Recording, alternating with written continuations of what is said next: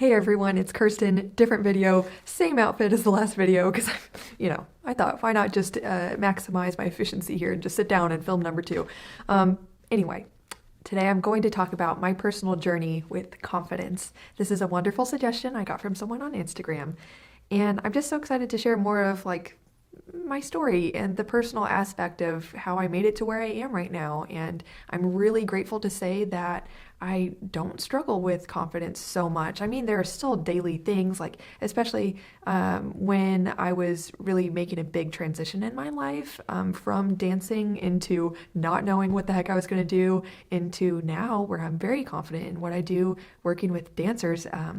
As a mindset and transition coach, I absolutely love basically helping people through the exact same things I know from experience just feel like absolute suffering.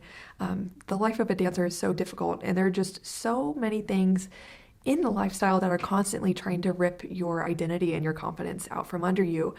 And I've experienced this for sure. It's not been all peachy, though. Like I said, now I found where confidence comes from for the most part. And of course, when I try new things, it's kind of tempting to go back into an old destructive mindset. But I'm so grateful that I have more of an understanding now and more tools that I can share with you and I share with clients so that we could just end this loop of acting out of fear and acting out of just this lack of groundedness. And there's no stability, there's no foundation of, character and identity that helps one just fight the constant waves of just there's ups and downs in the dance industry. So I know what that's like to just constantly be thrashed about in gaining confidence when I get a great comment or a good role or whatever happens and it's great. And then the next day you look in the mirror and decide that since your tight line or the line of your tights under your leotard is apparent, so now you hate yourself.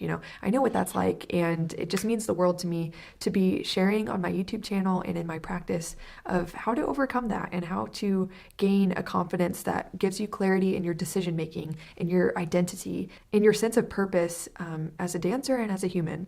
So growing up, I would say I was somewhat confident.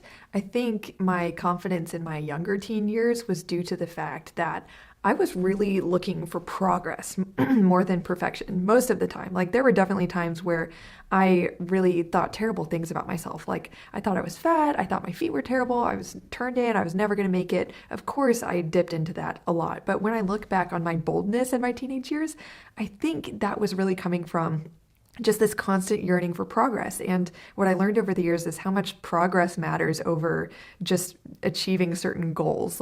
The goals are really only there for us to see clearly how we've progressed. That's ultimately what's very satisfying to us. Another thing that I think really helped me, despite, like I said, I totally experienced the dips in my confidence all the time. But ultimately what helped me is that I went out there, I auditioned for these big summer programs, I put myself out there, and I wasn't afraid of seeing what I needed to work on, because I knew ultimately, for the most part, within my teenage reasoning, that comments and corrections weren't necessarily a personal attack for the most part. I mean, sometimes they were, but instead of just sitting back and speculating oh, am I good enough? Am I going to make it? Am I going to get into this summer program? I don't know. I don't want to hear no. I don't want to be rejected. I wanted answers. I wanted to see if I could actually get in. I wanted to see what I was up against as far as who else would show up to these auditions. I wanted to see how I was measuring up in the field, and ultimately yearning for answers like that more than being comfortable allowed me to have some self-respect. And that is still something I push myself to do to this day. That really helps with my confidence, is that instead of just sitting back and speculating and desiring momentary comfort and avoiding hearing no or seeing how I need to work on certain things, instead of sitting back for that momentary comfort, I know that what that eventually leads to is a long-term dissatisfaction because, like I said, it's the progress that matters. And I want to be putting myself out there and accepting that there is a failure learning curve. And in order to learn and to grow, I need to see what doesn't work and I need to see what I do need to work on instead of just only staying within my realm of mastery. Because if I stay my whole life only being good at certain things that I know I'm good at and that I've done well for a long time, then I mean, what's the point of living if you're not growing? If you are not growing, you are dying, like basically. And in my spirit, I know that over time, my body will just disintegrate and life ends at some point. But what matters is that the spirit grows, and that as a person you grow and you give life to that person you're being, so that at the end of your days you can look back and know that you provided value, that you experienced love, and that you also represented love and served others through your life. That's really what brings me to tears, because I know that's what matters. Ultimately, meaning matters more than anything. And so throughout my journey, no matter what I've gone through, it is the times that I've most remembered that whatever meaning I can draw out of what is going on is what will give me life. That's what sustained me, even through my terrible, terrible injury and through this really difficult year I had, my second year at Houston Ballet. That was one of the hardest years of my life. Also in that phase of being injured with the knee surgery and everything. In 2017, I think that was one of the hardest years of my life too. Throughout all of that, what sustained me is a sense of meaning. Like, this will be used for something. I'm being taught something that will somehow help me or help other people, more importantly, or I'm learning things about myself. I'm learning things about God that I can't learn through prosperity. And I'll be really honest, especially from I think both periods of suffering, but specifically the first one at Houston Ballet, where I really grew to believe that I could do nothing. I was so insecure, and I would literally mess up the most basic combinations because I had so little belief in myself. And also my injuries were just like piling up on top of each other. My pain was so magnified. And this is what I know.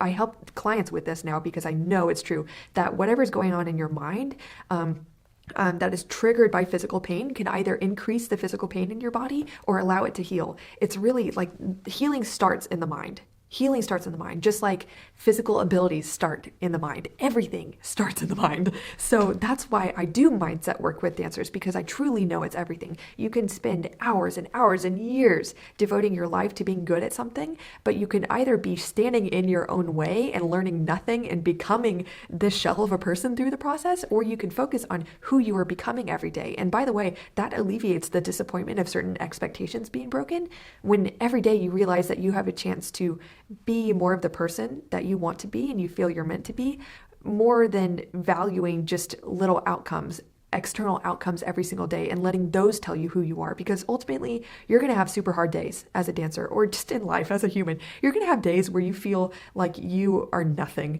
and like you are capable of nothing. And yeah, that happens. But ultimately, what carries you, I believe, is showing up and even dealing with huge setbacks as an opportunity to grow in who you want to be and who you are that provides value to other people. That's what matters. Because if you're just purely measuring your life based off of the achievement of goals, that only leads to momentary satisfaction, just momentary. It is so sad how little the satisfaction lasts after achieving a goal. Like, it is so short. I notice in myself that I'll achieve something or get something good, and then instantly my brain is on to the next thing. Like, okay, here's what I'm not good at, and I got to work on that. My mind just is constantly tempted to go there. And what sustains me in my confidence now is, and also in my time as a dancer, is who I am every day in the studio. How I respond thoughtfully rather than react to my circumstances. How do I choose to be? How do I choose to serve others? That is what you're in control of. And that is something that can grow every day rather than only placing your value, worth, and confidence in what someone else says about you or how you measure up to the world's expectations of you. Like, ultimately, expectations, they're so subjective. And that's something that radically changed my confidence in my journey, is when I came from Houston Ballet, I was a shell of a person. Like I said, I was just messing up the tiniest little things because I had so little confidence in myself. I was so in my head all the time. And then instantly when I came to the University of Utah, people started seeing much more potential in me than I saw in myself. And when I was able to kind of adopt the mindset that other people had about me, which was more positive, I realized, like, wow, all of this is, life itself is so subjective. Like, you could really choose what you want to believe, who you want to be, how you want to react, all this stuff. And thank goodness, like, someone else's opinion of me pulled me out of this pit. But now I can pull myself out of that pit. Anytime I'm in the dumps, like, oh, I'm really a piece of trash and I can't do anything. And look, I've failed at everything I've tried to do. Instead of now waiting for someone else to tell me that I'm good enough, I'm like, no, I get to decide what this means. I get to decide what to do with this. And I can use it for good, I could use it for growth, I could use it for love, or I could use it for destruction. And ultimately, that is what brings me peace, that is what brings me stability, and the ability to perform. And lastly, I mean, I don't know if this is lastly, I'll probably talk for longer, but releasing these outcomes and the achievement of these goals to just whatever God has for me is so important. I feel like when I'm really tempted, or especially when I was a dancer, when I was so tempted to think of how I should perform and just like get ready for a show, I used to be, before I went into a professional company, oh my gosh, I used to be so nervous about performing. I actually hated performing for a while. After Houston Ballet, oh my gosh. Well, before Houston Ballet, I used to love performing and I was good at it, and I feel like I would just light up on stage. And then, wow, at Houston Ballet, every single movement was so picked apart, and I allowed that to just destroy my joy in performing. I hated it. I dreaded it. I would get nauseous before a show. Like, I would just honestly want to die. I was so nervous. And then in college, I had to reason with myself, like, it's not a big deal. It's not a big deal. It's not a big deal. But then when my family would come to watch shows and I would feel like I want to impress them, I would want to die again. And then my shows would be awful because I just wasn't enjoying it. I was in my head. I wasn't present. And then finally, when something just changed in me, when I was dancing professionally, I was like, wow, I have worked hard for this. I can trust myself that I've rehearsed well enough. And ultimately, I can choose to be really stressed about it and fear every little imperfection. Or something my sister taught me when we were talking about, just my thoughts after a show. She was like, all people really want to see is you having fun when you're dancing. I was like, huh, I guess that really does matter. Like, energetically, people just want to feel your energy. They want to have that energy of yours transmitted into them as you're watching, or as you're being watched. That's what's inspirational. It's not all of the little technical things. Sure, maybe that can have some sort of impressive effect, but if the energy isn't there, if the joy isn't there, a performer is really nothing. And so I just let go and I allowed myself to experience joy again on stage and freedom. That changed everything for me. But my point in saying all this is that I allowed myself now, when I'm getting nervous or stressed about will I be able to perform, I just remind myself that it's not the outcome that matters. I personally believe that God owns the outcome of what happens. Like, we have responsibility in putting intention into our work and ensuring that we are doing our very, very best. But ultimately, we're not in control of who hires us or just every little thing that happens in our life. But we can enter in with intention, and we can trust that we're doing our best, if you are really doing your best. Also, in dance, my injury really taught me a lot. When I came back to dancing, I think prior to my injury, I was so concerned about perfection. I was so concerned about hiding my flaws that I really believe I was just projecting. Since I was putting so much value into hiding my flaws, I believe I was actually projecting my flaws even more because I was obsessing over them. People could see that that's what I was looking at. I could see this in my students too now when I teach ballet. I could see what they are valuing, what they're projecting. And if you are just projecting that you're trying to hide your flaws are what people are going to look at. And the way I learned this is when I was coming back from an injury and I could hardly straighten my leg, like I actually couldn't. And I was really weak. I was just exuding such joy and gratitude that I was able to dance again, that in class, so many of the best dancers in the company were actually coming up to me and being like, you look amazing, you're so beautiful. They were telling me such kind things because it was my energy. It was my energy. It was my gratitude. It was my joy. It wasn't the technique, because the technique was hardly there. And that's what allowed me to even stand out. That's what allows any dancer to stand out and actually achieve certain things. Like, so funny. We can actually achieve more when we lower the importance of the perfection and playing the same mental game that everyone else is playing. If you're just trying to be a better version of everyone else and hiding your flaws all the time, you're just going to be caught in competition for being the best cookie cutter dancer, and you'll never make it that way. The competition is way too stiff. So circling back around to the whole identity thing, the more you are being the person you are meant to be in your dancing and exuding that through a good, strong technical framework, that's when you'll be noticed. You are an individual. You are irreplaceable. And you better believe that is where the jackpot of confidence is. So, of course, in my dancing, I'm not saying technique and just upholding certain standards, it doesn't matter. Of course it matters. Of course, in order to be free in your art, you need to have a good technical foundation, because without the ability, you can't add more pizzazz, Actually, I believe strength and technique sets you free, but believing the end goal is strength and technique actually just puts you in a prison. So now, I'm not a professional dancer anymore, but I also learned this towards the end of my journey. I valued projecting my integrity as an artist, my character, my thoughtfulness, my artistry, my attention to detail.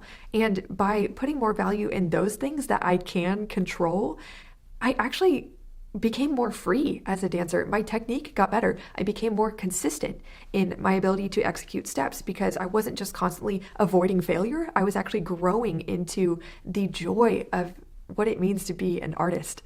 And in that joy, I was free and I was competent and I was capable. Am capable. So I just want to say that you can take the exact same actions as someone who is in just that fear-based mindset, just full of insecurities.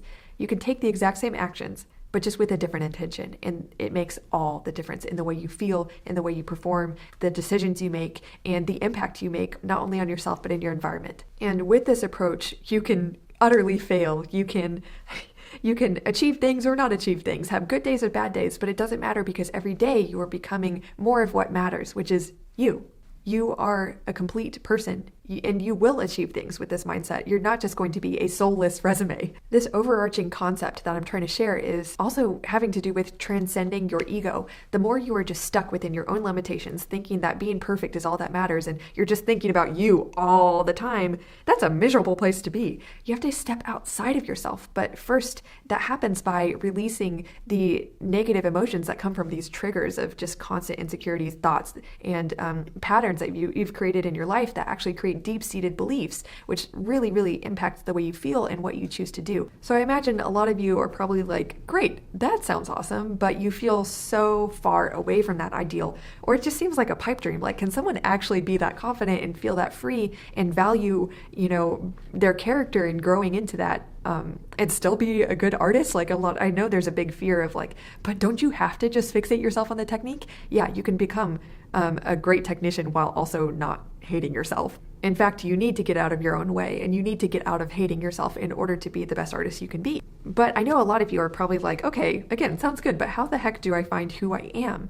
I know a lot of us are so fixated on attaching our identity to what we do and not actually understanding who we're being through what we do. What is that underlying foundation between all these outward things that we've attached our self-worth to? And this is what I do one-on-one with dancers. I help them shed the mindset. First identify what is it in their mental model, their mindset that has grown from, hard experiences, failures, things that maybe a teacher said years and years ago that have just manifested themselves into this belief of just being insufficient. I help dancers identify what's going on in their mind that's holding them back. We release that and just do a lot of deep self-work, releasing the negative energy behind these thought triggers, and we replace it with a mindset that is specifically crafted for them, that is actually believable, that is actionable, in order to help them accomplish their goals. Through this work, you can find more of your authentic identity and achieve that state of groundedness where things can go great, things can go not great on any given day, but you're still fine. You're still you. And you become grounded in the aspects of your identity that can never be taken away by any sort of comment or outward measure of success or failure. In the dancers I've worked with, some of them I've seen with absolutely no belief left in themselves within just a very short amount of time achieve confidence in an objective mindset that allows them to easily deal with the ups and downs of their career so that they can actually deliver their best work. I've actually consulted with recreational dancers, pre-professional dancers, college dancers, professional dancers, even some in the top companies of the world, and I've seen them very quickly break down limiting beliefs and destructive mindsets that have burdened them and put a weight on their shoulders for years. And this has not only changed the way they feel about themselves and the joy they're able to feel in their life, but I've actually seen, from what they've said, I've seen them change their environment and start to inspire others to do the same and challenge their limiting beliefs. It's truly an amazing ripple effect. So whether you're going through an injury, a really difficult transition, or just insecurities that really inhibit your daily work and leave you living in fear and worry, know that I'm here to help. If you're serious about considering if coaching is right for you, feel free to head to my website and schedule a free consultation. I would love to talk. Okay, guys, I've done plenty of talking. I really hope that what I said resonated with you. It was from my heart, believe me. So I'll see you soon and be blessed. Bye.